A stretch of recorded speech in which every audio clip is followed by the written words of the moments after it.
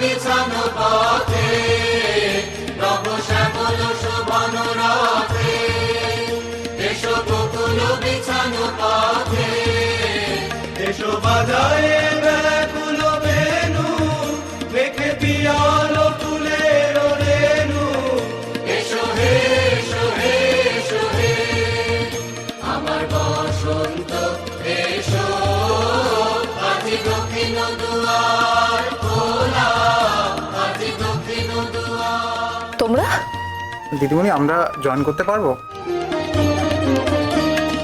এসো ঘন পল্লব কুঞ্জে, এসো হে এসো হে এসো হে, এসো বন মল্লিকা কুঞ্জে, এসো হে এসো হে এসো হে, এসো ঘন পল্লব কুঞ্জে, এসো হে এসো হে এসো হে, এসো বন মল্লিকা কুঞ্জে, এসো হে এসো হে এসো হে।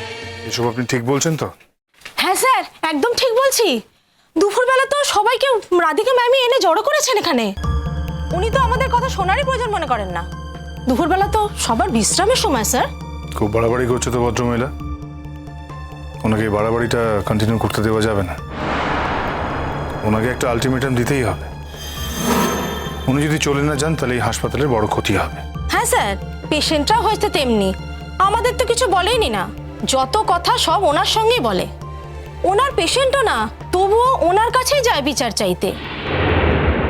আর উনি সব পেশেন্টের ব্যাপারেই কথা বলেন। নাম নাম করতে চাইছেন উনি। প্রচন্ড নামের আকাঙ্ক্ষা, খুব নামের খিদে, নামের প্রতি প্রচন্ড খিদে আছে ওর। বুঝতে পারছি। খালি পেশেন্ট পেশেন্ট পেশেন্ট করছে। এত পেশেন্ট উনি পেলেন কোত্থেকে? হ্যাঁ, কালকে যদি আমরা বোর্ড অফ অথরিটি থেকে ওকে একটা চিঠি করে দিই তাহলে তো এখানে আসতে পারবে না। কাল থেকে আসা বন্ধ হয়ে যাবে, তখন পেশেন্ট কোত্থেকে পাবে? সবার আগে মাথায় রাখতে হবে যে হসপিটাল আগে, পেশেন্ট পরে। এত পেশেন্ট পেশেন্ট করার কিছু নেই, উনি যেটা বুঝতে পারছেন না। এতদিন হসপিটালে একটা পরিবেশ ছিল স্যার, উনি এসে সব নষ্ট করে দিচ্ছেন। কেউ কাউকে মানে না স্যার, একমাত্র ওনাকে ছাড়া। আর আপনার সম্পর্কে তো বলে যে আপনি খুব রাগী, আপনার সঙ্গে নাকি কথা বলতে ভালোই লাগে না, ভয় লাগে। সবার নাকি ওনার সঙ্গে কথা বলতে ভালো লাগে। ডাক্তার হতে গেলে নাকি এরকমই হতে হয়। কে বলেছে এই কথাগুলো? বলেছে স্যার, না বললে আমি কি এমনি এমনি বলছি, পেশেন্টরাই বলেছে। দেখাচ্ছে মজা। এই হসপিটালে এসে এত অ্যান্টি ক্যাম্পেনিং করছে, মানে ওনার কি বক্তব্য? উনি একা ভালো আর আমরা সবাই খারাপ। ওনাকে এখান থেকে চলে যেতেই হবে। আমার বসন্ত, এসো আজি দক্ষিণ দুয়ার খোলা, আজি দক্ষিণ দুয়ার, এসো হে এসো হে এসো হে আমার বসন্ত, এসো আজি দক্ষিণ দুয়ার খোলা, আজি দক্ষিণ দুয়ার খোলা, আজি দক্ষিণ দুয়ার। খুব ভালো হয়েছে, খুব ভালো হয়েছে। বসো বসো তোমরা। আচ্ছা ঠাম্মি, তুমি নিশ্চয়ই স্বীকার করবে যে কুশল স্যার এই হসপিটালের প্রতি যতটা দায়বদ্ধ, ছোট ছোট বিষয় যতটা উনি ইনভলভড, ওনার প্যাশন বা ইমোশন যতটাই হসপিটালের সাথে জড়িয়ে আছে, অন্য কারুর অতটা নেই।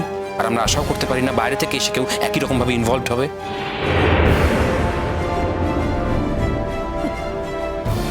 হয়ে গেল, তাহলে তো ওনার ছাতি একেবারে ফুলে কলা গাছ। তাকে ডেকে নিয়ে আসা হচ্ছে। তোমার দাদা তার সঙ্গে কথা বলেছে ফোনে, তুমি তার সঙ্গে গিয়ে দেখা করেছো, আর কি, তাই না? খুব ভালো, খুবই ভালো ব্যাপার সত্যি। আর আমাদের চারু, চারু কি বলবে? সে এখন বলবে, এই দেখো এতদিনে আমার দিদির মুখ পুরলো আমাদের কাছে। ঠাম্মি, তুমি আর তোমার সইয়ের বন্ধুত্ব কিংবা শত্রুতার অনেক উপরে কিন্তু আমাদের এই হসপিটাল। কে আমার সই? ওই চারু আমার সই? আমার সই হতে যাবে কেন? আমাদের বাড়িতে আশ্রিতের মতো থাকতো। কোন দুঃখে আমার সই হতে যাবে? সে একটা মাস্টারের মেয়ে, জমিদারের মেয়ে সই হবে? কখনো না, ভুলেও না। যখন সই নয় তখন তার কোনো লড়াইও নেই, তুমি বা এরকম করছো কেন? ঘটনাচক্রে সে তার ছেলেকে ভালো করে মানুষ করেছে, আমি আমার 2 ছেলেকে মানুষ করতে পারিনি। সে তার ছেলেকে মানুষ করেছে, তার কৃতিত্ব তো তাকে নিতেই হবে। আর তাতে যদি আমার লাভবান হওয়ার কোনো সম্ভাবনা থাকে, আমি লাভবান হব। অনেক শুনেছি তোমাদের কথা, আমার কিছু নেই, আর কিছু বলার নেই। আমি আমার হসপিটালটাকে বাঁচাতে চাইছি, কুচুরি হোক আর যেই হোক। যে এসে আমার হসপিটালের দায়িত্ব নেবে, আমার পক্ষে দাঁড়াবে, আমি তার পক্ষেই আছি। একদমই তাই। আর আমি অন্তত বিশ্বাস করি যে কুশল স্যার ছাড়া এই মুহূর্তে কেউ হসপিটাল বাঁচাতে পারবে না। এই মুহূর্তে আমার পক্ষে এতটা দায়িত্ব নেওয়া সম্ভব নয়। তোমরা খুব ভালো করে জানো আমার বাবা কিন্তু একটু উদাসীন টাইপের মানুষ, তাই এত বড় অ্যাডমিনিস্ট্রেটিভ দায়িত্ব আমার বাবার পক্ষে একা নেওয়া সম্ভব নয়। আরে জানি বলেই তোকে আমি ফোন করেছিলাম। আমিও সেই কারণে কুশল স্যারের সাথে দেখা করতে গিয়েছিলাম। আমার মনে হয়েছিল যদি আমি ওনার সাথে দেখা করি তাহলে হয়তো উনি। আমাকে তাহলে অপেক্ষা করতে হবে তো? বাবা, আপনি বরং একটা কাজ করুন, আমাদেরকে ডিরেক্টরশিপ থেকে অব্যাহতি দিয়ে দিন এবার। সে যদি তোমরা থাকতে না চাও, থেকো না, আমি জোরও করবো না। আসলে সেই দিনকে তো স্যার আমাদের ফেস্টিভ্যাল, ফাউন্ডেশন ডে আর বসন্ত উৎসব একই দিনে তো পালন হয় না। তাই বলছিলাম স্যার সেই দিনটা পেরিয়ে যাক, তারপরে স্যার ম্যাডামকে না হয় আপনি পার করে দেবেন। সেরকম কেন?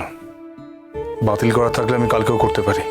তাই বলছিলাম কি স্যার, কলেজের ফাউন্ডেশন ডের দিন আপনি সবার সামনে ডেকে ওনাকে বলে দিলে উনি বোধহয় আরো অপমানিত হবেন, সেটাই ভালো হবে না স্যার?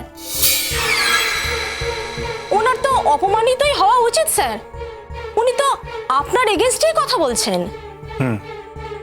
ঠিকই বলেছ। আচ্ছা, আমাদের অন্যান্য নার্স যারা আছেন তারা ওর পাল্লায় পড়েনি তো? অনেকে পড়েছে স্যার। রাধিকা, আমাদেরকে কেন ডাকোনি? আমরাও তো পার্টিসিপেট করব। ও না, আসলে তোমরা ডিউটিতে ছিলে, সেই জন্য আমি ডিস্টার্ব করিনি তোমাদের। না না, একটু চেঞ্জ করে 1 ঘন্টা সময় তো দিতেই পারি, আমরাও কিন্তু পার্টিসিপেট করতে চাই। বাহ, তাহলে তো খুব ভালো। তাহলে আমরা নেক্সট গানটা গাইবো। এই গানটা কিন্তু তোমাদেরকেও গাইতে হবে, ফাগুন লেগেছে বনে বনে। কেমন? ফুলরেনু, এসো। বলছি তোমরা যারা নাচ করছিলে তোমরা নাচ করবে, ঠিক আছে? আর তোমরা গানটা গাইবে। এদিকে এসো, তোমরা সবাই ওইখানে দাঁড়াও। হ্যাঁ, বেশ।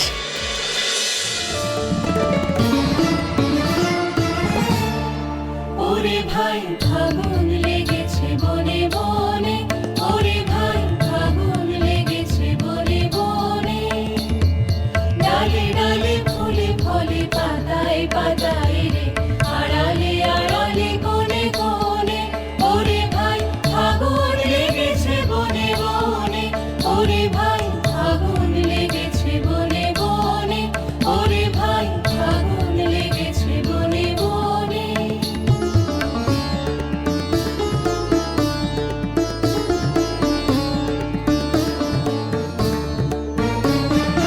রঙে রঙে রঙিল আকাশ, গানে গানে লিখিল উল্লাস।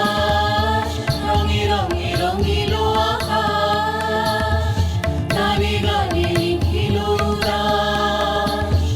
যেন চলো চঞ্চল নব পল্লব দল, যেন চলো চঞ্চল নব পল্লব দল, মর্মরে মোর মনে মনে।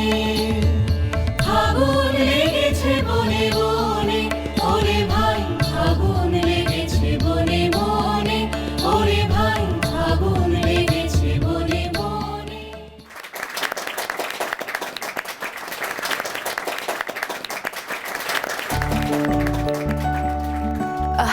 আচ্ছা শোনো, আমি তোমাদের টাকা দিচ্ছি, আজকে রিহার্সালের প্রথম দিন, একটু মিষ্টি না খেলে হয়? আর শুনেছি তোমাদের এখানে খুব ভালো গজা পাওয়া যায়, যাও তো সবার জন্য নিয়ে এসো।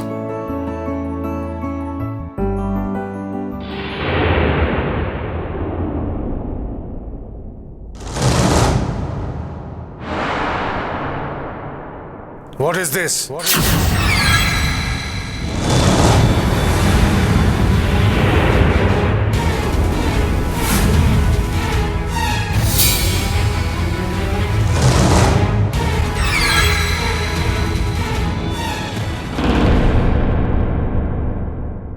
আপনার কি মনে হয় এখানে কাজ না করলে আমি কোথাও কাজ পাবো না? না, পাবেন না। তা না হলে আপনি এখানে জয়েন করতেন না। আর আপনার ইতিহাস ভূগোল সব আমার জানা হয়ে গেছে। Now you have to stop doctor Guha.